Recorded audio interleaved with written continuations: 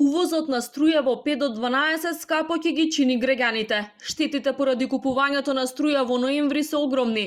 Увозот предизвика загуби кои досега изнесуваат 545.000 евра, односно половина милион евра. Овие пари се еднакви на набавка на 100 амбулантски возила или, на пример, повеќе од 1000 лаптопи за учениците.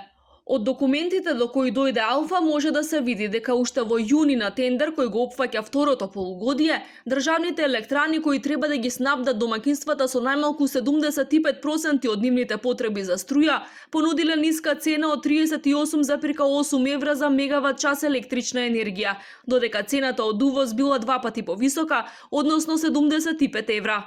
ЕСМ на хартија излегува поевтин производител, но во пракса компанијата не може да го исполни договореното. Поради лошата хидролошка состојба, празните акумулации, недостатокот на јаглен, односно неискористените капацитети, ЕСМ се најде во ситуација да мора оваа есен да купува струја преку нејзината ќерка фирма Елем Трейд. При првата набавка која се однесува на периодот од 8 до 15 ноември се избрани 6 компании од кои се купува струја. Најниска цена понудила комбинираната електрана Тето од 47,86 евра, а највисока Интеренерго Македонија од 51,23 евра за мегават час. Прифатените цени се и до 12,5 евра повисоки од оние 38,8 евра за мегават час на ЕСМ.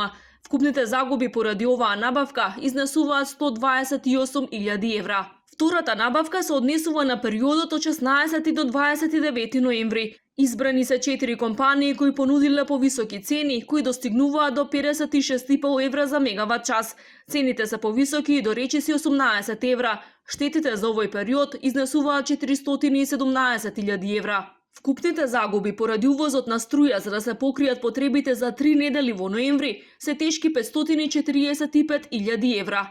Иако е се поизвестно, засега не се знае дали овој интервентен увоз ќе предизвика повторно поскапување на струјата за граѓаните.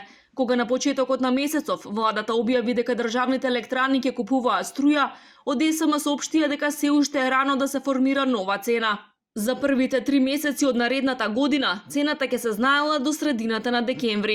И додека од регулаторна уверуваат дека нема да дозволат нов ценовен шок, агрометеоролозите најавуваат продолжување на сушниот период.